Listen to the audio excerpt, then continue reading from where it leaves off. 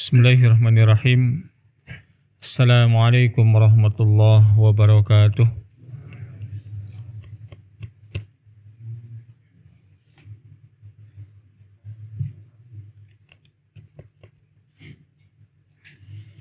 Innal hamdalillah wassalatu wassalamu ala Rasulillah wa ala alihi wa ashabihi wa man walah wala haula wala quwata illa billah, amma ba'd. Kaum muslimin jamaah salat maghrib Masjid Al-Ikhlas Jatimulya rahimakumullah wa azani Allahu wa iyyakum jami'an. Alhamdulillah, petang hari ini kita insyaallah kembali membacakan hadis-hadis yang tertuang di dalam kitab Al-Arba'una Qalbiyah yang disusun oleh Syekh Shalih Al-Munajjid hafizahullahu ta'ala, dan kita masih di pembahasan hadis yang ke-36, yaitu hadis yang berisikan permohonan perlindungan kepada Allah Subhanahu wa ta'ala dari jeleknya beberapa anggota tubuh. Dan kita memasuki permohonan perlindungan kepada Allah Subhanahu wa ta'ala dari buruknya hati, dari keburukan hati kita masing-masing. Wa min syarri qalbi, dan dari buruknya keburukan yang ada pada hatiku.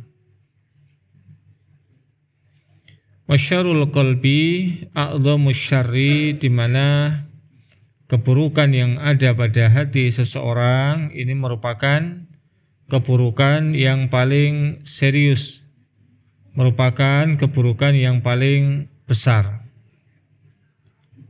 Li'annahu bifasadihi yafsudu kullu syai'in, karena ketika hati seseorang itu sakit, maka akan sakit pula seluruh anggota tubuhnya. Maka fasta'adha billahi muqallibil qulubi min syarri qalbi. Layak sekali kemudian kita senantiasa meminta perlindungan kepada Allah Tabaraka wa Ta'ala, zat yang membolak-balikkan hati dari keburukan hatinya, hatta yuqimahu alal haq wa la yuzighahu, hingga permohonan kita Allah Subhanahu wa ta'ala akan meneguhkan hati kita di atas kebenaran, di atas perkara yang hak, dan tidaklah memalingkan hati kita dari yang hak menuju kepada kebatilan. Ibnul Qayyim Al-Jauziyah rahimahullahu ta'ala mengatakan, lamma kana al-qalbu li hadhihi al-a'dha'i kal malikil mutasarrifi fil junudi alladhi tasduru kulluha an amrihi wa yasta'miluha fiha sya'a fakulluha tahta ubudiyatihi wa qahrihi. Tatkala hati seseorang itu menjadi raja yang akan bisa mengatur terhadap seluruh anggota tubuhnya, yang layaknya anggota tubuh itu menjadi tentaranya, di mana dari hati inilah akan muncul berbagai macam perintah untuk dilakukan oleh anggota tubuhnya, hingga kemudian hati ini akan mempekerjakan seluruh anggota tubuhnya sebagaimana yang diinginkannya. Maka seluruh anggota tubuh itu berada di bawah kehendaknya, di bawah pengaturannya, karena mereka menjadi hamba dari hati tersebut. Dan juga di bawah paksaannya. Maka wataktasibu minhul istiqamah wazaygha, hingga dari hati inilah seluruh anggota tubuh akan mendapatkan keistiqomahannya atau penyimpangannya. Artinya ketika hati itu istiqomah, maka anggota tubuh yang lain akan ikut istiqomah. Sebaliknya ketika hati itu melencong, menyimpang, maka anggota tubuh yang lain juga akan ikut menyimpang. Wa tattabi'uhu fima yaqiduhu minal azm au yahulluhu. Maka anggota tubuh itu akan mengikuti tekad yang kokoh yang ada di dalam hatinya, yang ada di dalam hati seseorang, atau justru yang akan merusaknya, menghalang-halanginya dari memiliki tekad, keyakinan, akidah yang kuat. Nabi SAW bersabda, ala wa inna fil jasadi mudghah idza salahat salahal jasadu kulluh. Ketahuilah bahwa di dalam tubuh ini ada sekerat ataupun segumpal darah, ya, segumpal darah yang apabila dia baik maka akan baik seluruh anggota tubuhnya.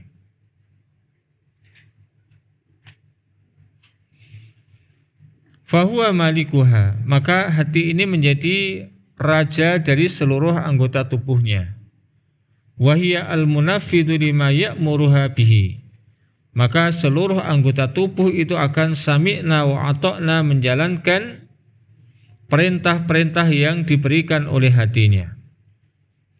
Wala yastaqimu laha syai'un min a'maliha hatta tasdura an qasdihi wa niyyatihi. Dan tidak akan ada sesuatu pun amal yang muncul dari anggota tubuh ini akan lurus hingga niatan dan maksud yang ada di dalam hatinya juga lurus.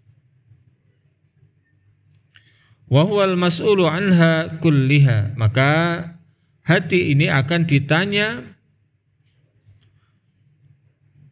oleh Allah Subhanahu wa ta'ala dengan apapun yang dilakukan oleh anggota tubuhnya.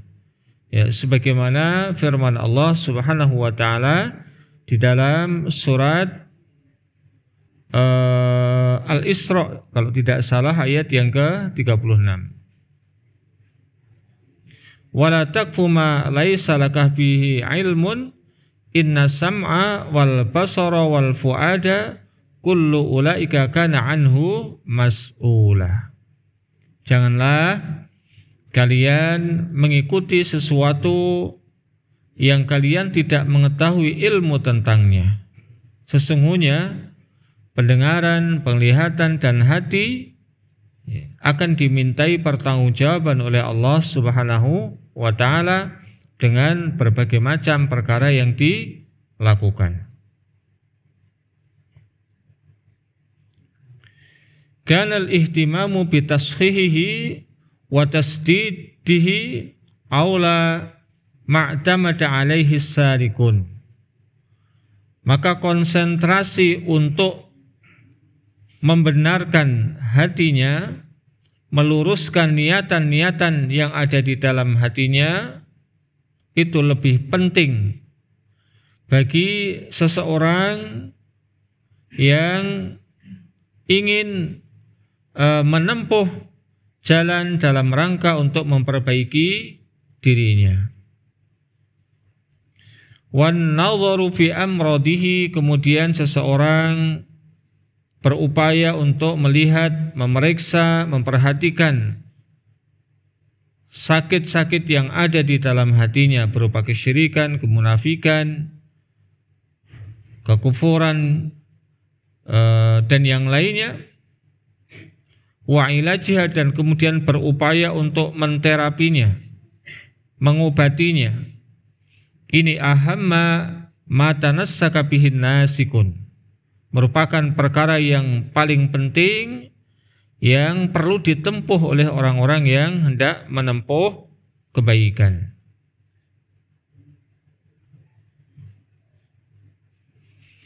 Walamma alima adullahi iblis annal madara 'alal qalbi, tatkala musuh Allah Subhanahu wa taala yaitu iblis mengetahui bahwa pusat ataupun pokok ataupun poros segala sesuatu itu ada di dalam hati seseorang, wal i'timada alaihi, dan bertopang padanya, maka ajlaba alaihi bil wasawis, maka iblis itu akan menciptakan, akan membuat, akan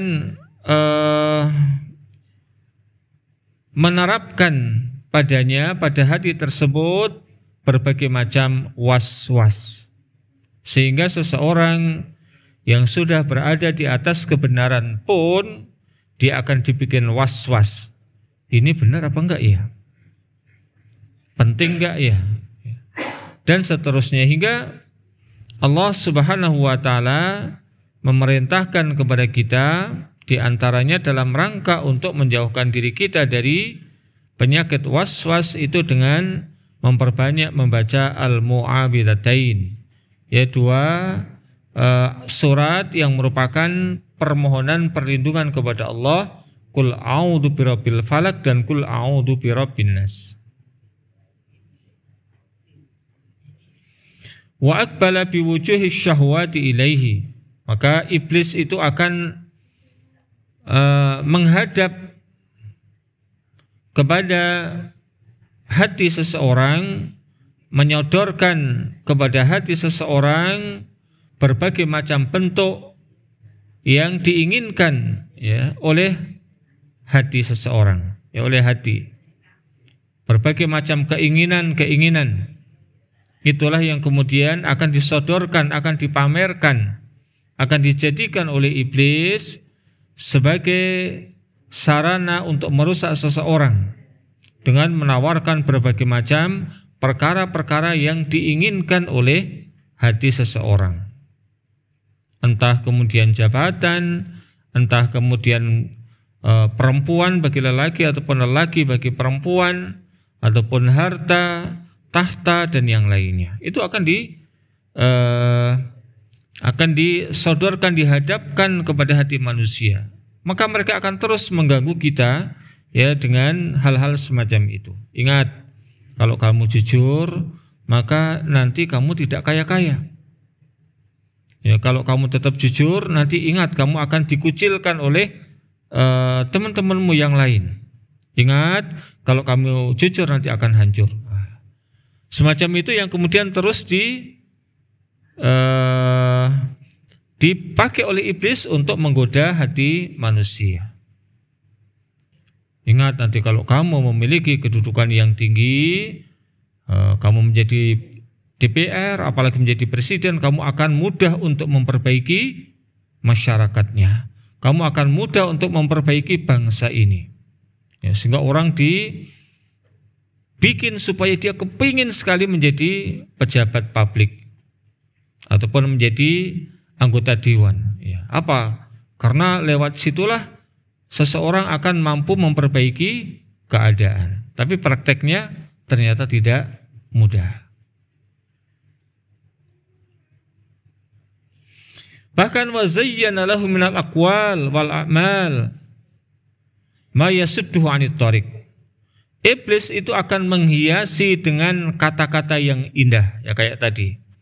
Dengan perbuatan-perbuatan yang indah yang akan menghalang-halangi hati seseorang dari menempuh jalan yang lurus. Dibikinlah melencong ya hati seseorang, tidak berjalan di atas kebenaran. Dengan berbagai macam kata-kata yang berbunga, kata-kata yang indah, ya, yang itu akan menggoda hati seseorang. Bahkan wa amaddahu min asbabil ghayyi bima yaqtauhu an asbabit taufik. Iblis tidak tanggung-tanggung, dia akan membantu, menolong hati seseorang menempuh berbagai macam sebab-sebab penyimpangan yang akan, di mana iblis ini akan mampu memutus hati seseorang dari mendapatkan sebab-sebab taufik. Jadi dipotonglah jalan-jalan yang menuju kepada sebab-sebab seseorang mendapatkan taufik dengan menawarkannya sebab-sebab penyimpangan. Ditambah dengan kata-kata yang berbunga-bunga tadi, dengan kata-kata yang indah, kata-kata yang akan menipu seseorang, sepertinya bagus, namun ternyata itu akan menjerumuskan dirinya kepada kesengsaraan, menjerumuskan dirinya kepada penyimpangan. Kan begitu. Berapa banyak orang-orang yang dia sangat ingin, bahkan ini menjadi satu di antara kayak semacam tujuan utama. Kenapa kita harus berparlemen? Kenapa kita harus masuk parlemen? Karena setelah masuk parlemen kita akan bisa kemudian merubah keadaan yang sekarang rusak semacam ini. Namun prakteknya tidak semudah apa yang dibayangkan, apa yang diinginkan. Begitu masuk ke parlemen, yang akan ada maka sami'na wa ata'na dengan sistem baik yang tertulis ataupun yang tidak tertulis yang berlaku di dalam parlemen ataupun instansi ataupun yang lainnya. Hingga banyak orang kemudian yang memang sadar akhirnya ya memilih untuk mundur. Tidak bisa ini. Namun yang kemudian tidak sadar ya ikut menikmati kenikmatan-kenikmatan yang ada. Bagaimana tidak? Itu kata Prof. Mahfud ya, misal DPR pusat itu satu bulannya bisa penghasilannya mencapai 2M. 2M sangat menggiurkan ya. Jenengan mencari berapa puluh tahun tuh 2M. Ini cuma 1 bulan.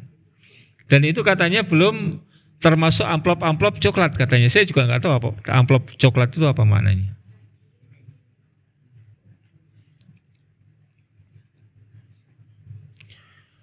Wa nasaba lahu minal masayid wal habail. Maka kemudian iblis ini akan memasang jerat dan perangkap. Ya, jerat dan perangkap ya untuk hati seseorang yang tadi sudah bisa digiring menuju kepada jalan-jalan pintu-pintu kesesatan, ya, maka akan dipasanglah jerat di sana. Ma in sadima minal wuqu'i fiha lam yaslam min ayyahsula lahu biha ta'wik. Seandainya seseorang itu bisa selamat dari terjerumus ke dalam jerat dan perangkap tadi, maka dia tidak akan selamat terjatuh ke dalam perkara-perkara yang menyimpang yang lainnya. Sulit. Fala najata min masaidihi wa makaidihi. Oleh karena itu akhirnya tidak akan selamat dari perangkapnya dan juga dari tipu dayanya. Illa bidawamil isti'anati billahi ta'ala, kecuali senantiasa konsisten terus-menerus di dalam memohon pertolongan kepada Allah Subhanahu wa ta'ala. Ya, di antaranya dengan doa-doa yang kemarin sudah kita bacakan, semisal ya muqallibal qulub sabit qalbi ala dinik, wa ya musarrifal qulub sarrif qalbi ala ta'atik. Dan juga di antaranya ini, ya kita memohon perlindungan kepada Allah, Allahumma inni a'udzubika min syarri qalbi. Karena yang membolak-balikkan hati itu adalah Allah Subhanahu wa taala. Betapa banyak ya orang yang semula kemudian dia kelihatan tegar di atas jalan yang benar, namun kemudian melencong ke jalan yang tidak benar. Kenapa? Gara-gara ya hatinya yang terpengaruh, baik karena tahta, karena jabatan, ataupun karena wanita. Bahkan ada di masa tabi'i itu seorang, ini masa tabi'i, masa yang luar biasa. Ada seorang alim, seorang ulama yang gara-gara terpikat oleh kecantikan seorang Khawarij atau Mu'tazilah, saya terlupa, kalau nggak Khawarij, Mu'tazilah, dia ingin menyelamatkan ingin menyelamatkan si perempuan ini, cuma satu orang. Tapi ternyata apa? Kalah nih, si ulamanya kalah. Hati udah terpikat dengan eloknya si perempuan, akhirnya sami'na wa ta'na, apa yang didakwahkan oleh si Khawarij ataupun si Mu'tazilah kalau nggak salah ya, seorang perempuan yang Mu'tazili. Akhirnya dia meninggal dalam keadaan berpaham Mu'tazilah, padahal dia semula adalah seorang ulama besar.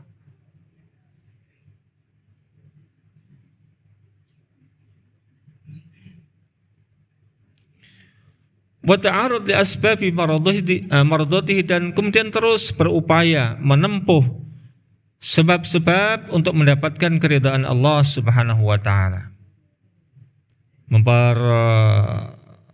Banyak mencari ilmu yang benar, kemudian memperbanyak juga di dalam beribadah kepada Allah Subhanahu wa taala, memperbanyak berdoa sehingga hatinya akan tetap tegar di atas kebenaran.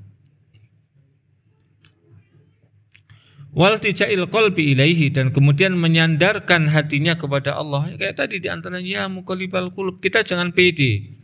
Ya, kita semuanya jangan pede karena kita udah rajin ngaji kemudian memiliki kepedean pasti akan selamat, jangan. Kayak tadi, jangankan kita ini orang yang enggak apa-apa, seorang alim di masa tabi'i saja bisa bisa menyimpang gara-gara perempuan, apalagi cuman sekedar kita. Nah, mungkin kita banyak ya, bukan hanya perempuan, mungkin jabatan, mungkin status sosial dan yang lainnya. Wa iqbalihi alaihi fi harakatihi wa sakanatihi, maka kemudian berbagai macam gerakannya ataupun diamnya itu senantiasa dihadapkan ataupun dipersembahkan kepada Allah Subhanahu wa taala. Wa tahaqquq bi dhilli al-ubudiyyati, dan berupaya untuk mewujudkan, merealisasikan, merendahkan diri di dalam beribadah kepada Allah Subhanahu wa taala. Alladzi huwa aula ma talabbasa bil insan.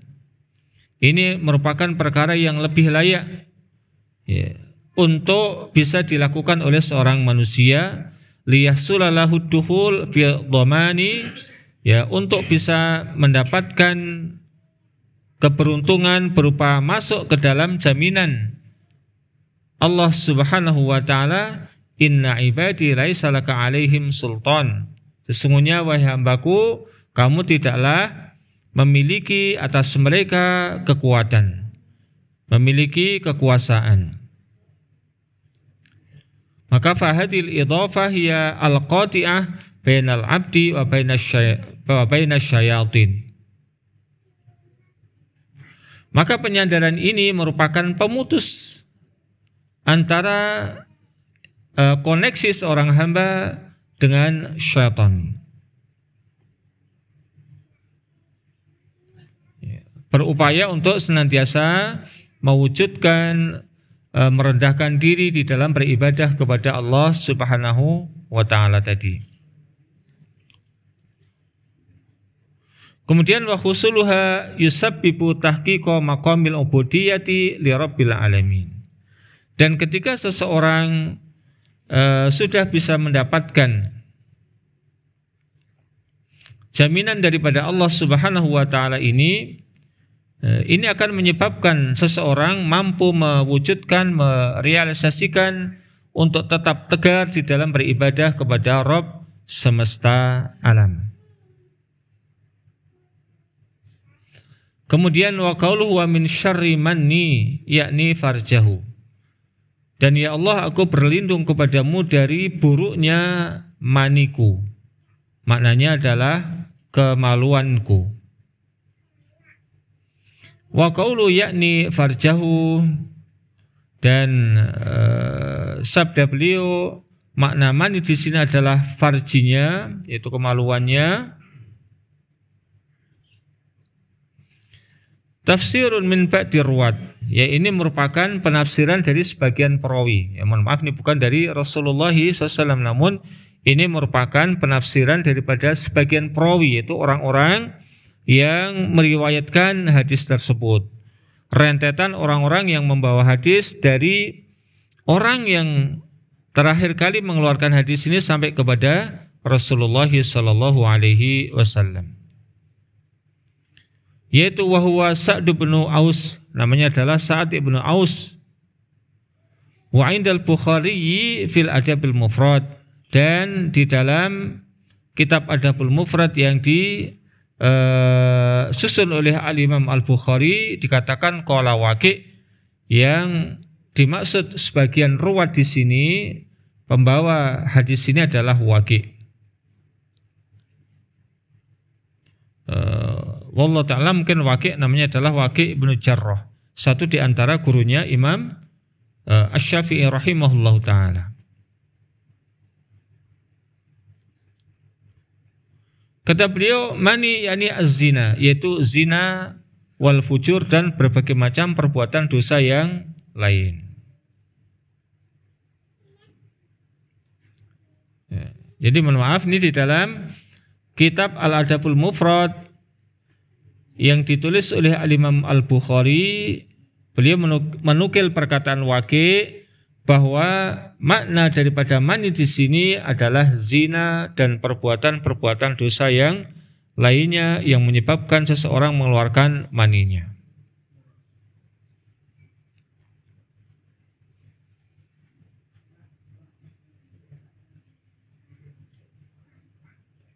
Mungkin dengan onani, mungkin dengan melihat film-film porno, sehingga kemudian maninya keluar gara-gara hal tersebut.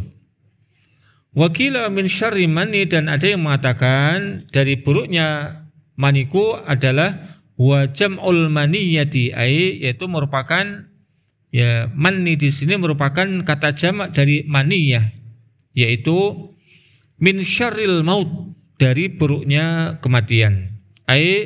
Qabdu ruhihi ala amalin qabihin, yaitu ketika dicabutnya nyawa berada ataupun sedang melakukan perbuatan yang buruk, perbuatan yang rendahan, perbuatan yang hina.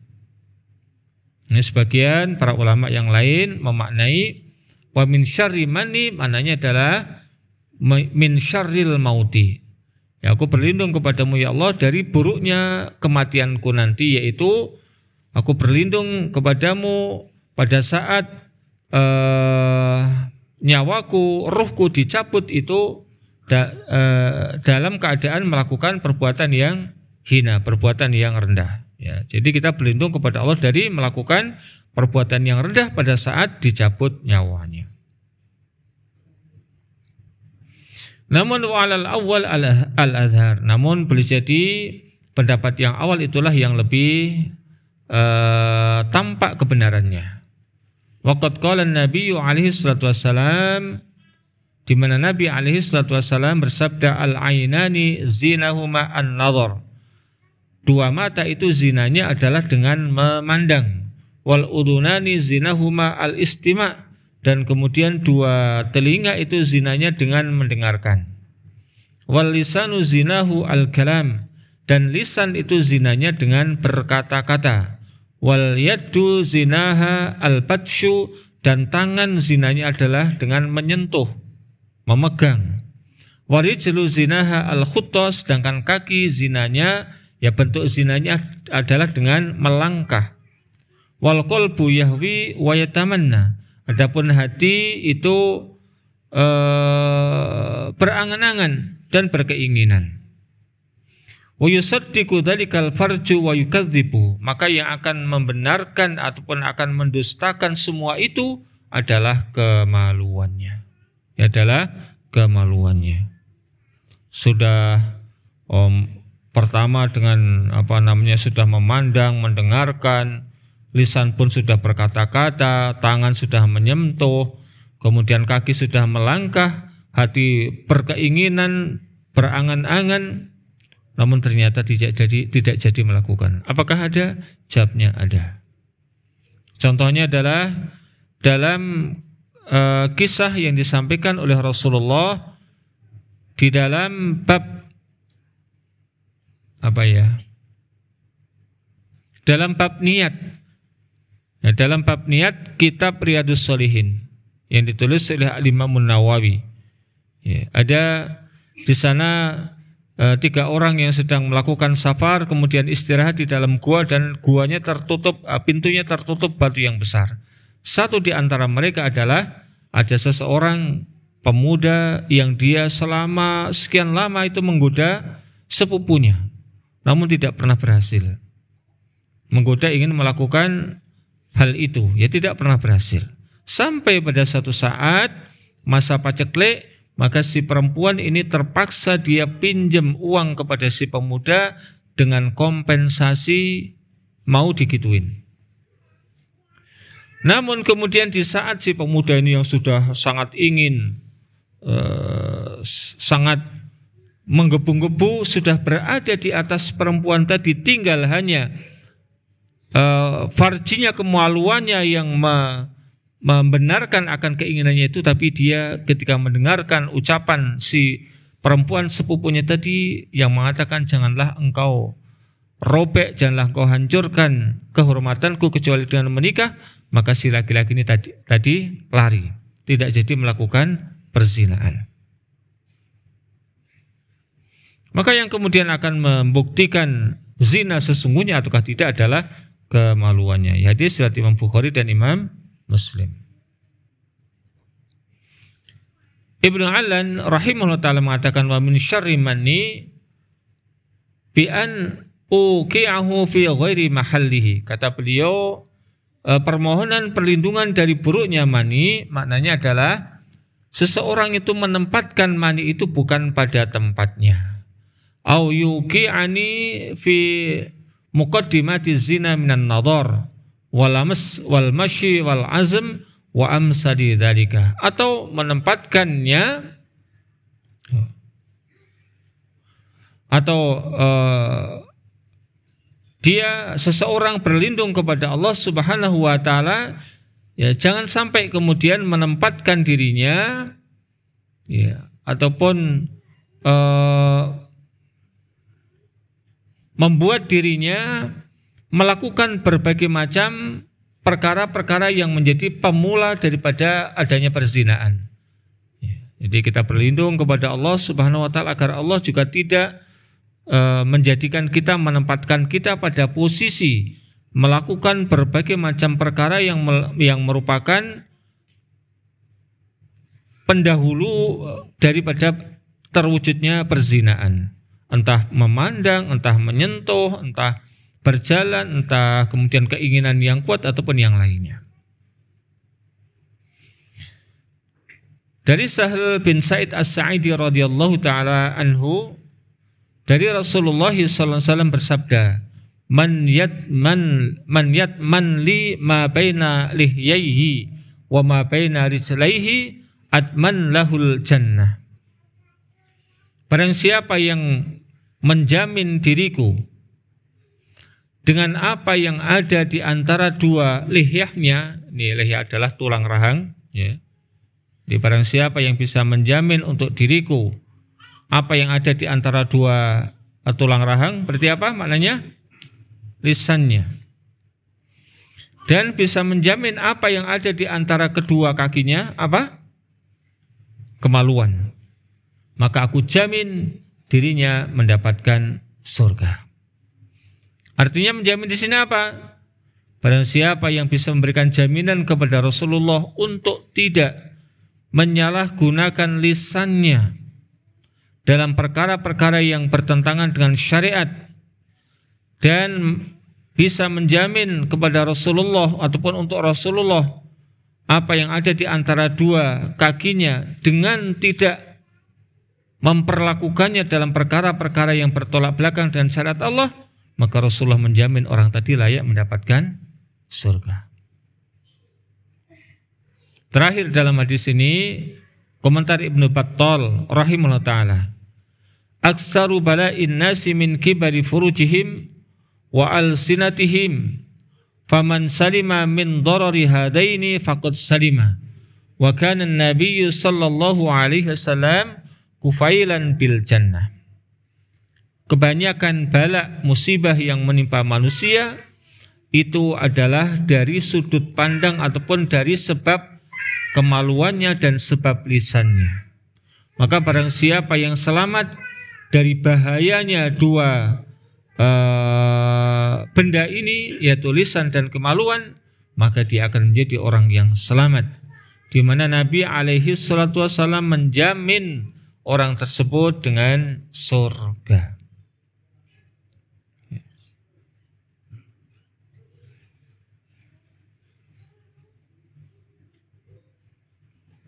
Ya, syarah Sahih Al-Bukhari yang disampaikan oleh Ibnu Al-Battal rahimahullahu ta'ala.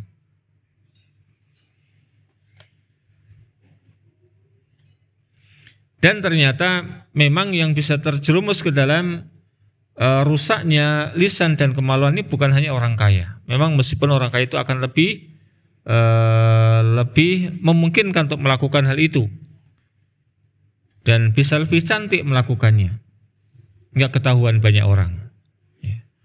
Namun bukan berarti orang yang hidupnya pas-pasan dan bahkan orang hidupnya kekurangan tidak terjerumus ke dalam rusaknya lisan dan kemaluan. Ini bisa menimpa siapa saja.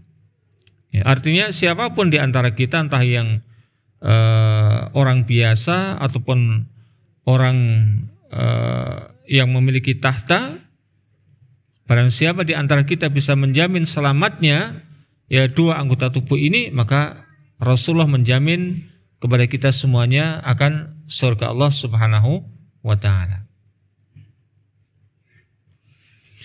Al-hadis sabi' wa salasun, hadis yang ke-37.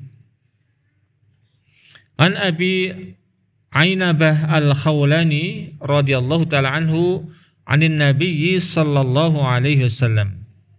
Dari Abu Inabah Al-Khawlani dari Nabi sallallahu alaihi wasallam bersabda, inna lillahi aniyatan min ahlil ardi wa aniyatu rabbikum qulubu ibadihi as-salihin wa ahabbuha ilaihi alyanuha wa arakkuha. Hadis riwayat Imam At-Tabrani di dalam Musnad Asy-Syamiyain dan juga Abu Umarah Al-Mukri di dalam juznya, dan dihasankan oleh Al-Haythami di dalam kitab dia itu Faidul Qadir. Begitu juga dihasankan oleh Al-Imam Al-Albani di dalam Sahihul Jami'.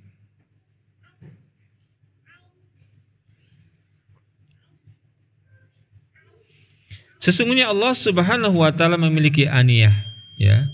Allah Subhanahu wa ta'ala memiliki bejana-bejana yang bertempat di penduduk bumi ini. Bejana itu berada di penduduk bumi ini. Ya, Allah memiliki tempat-tempat, memiliki bejana-bejana yang nempel, yang berada di penduduk bumi ini. Dan nampan-nampan ataupun bejana-bejana Rabb kalian adalah hatinya para hamba Allah yang soleh. Dan hati para hamba Allah Subhanahu wa ta'ala yang paling dicintai oleh Allah adalah yang paling lembut, ya, dan Ini layyinun itu lembut, lembek. Rikun itu juga lembut. Jadi kalau kayak gandum itu namanya rikotun, lembut. Ya intinya hati yang paling dicintai oleh Allah Subhanahu wa taala dari kalangan para hambanya adalah hati yang halus dan hati yang lembut. Demikian yang bisa kita bacakan di kesempatan petang hari ini. Semoga bermanfaat untuk kita semuanya, untuk saya dan juga untuk jamaah sekalian. Allahumma alimna bima yanfa'una wanfa'na bima 'allamtana wa zidna ilma. Wa sallallahu wasallam ala nabiyyina Muhammad wa ala alihi washabbihi wa akhiru da'wana alhamdulillahirabbil alamin. Subhanakallahumma bihamdika asyhadu an la ilaha illa anta astaghfiruka wa atubu ilaik. Billahi taufiq wal hidayah. Assalamualaikum warahmatullahi wabarakatuh.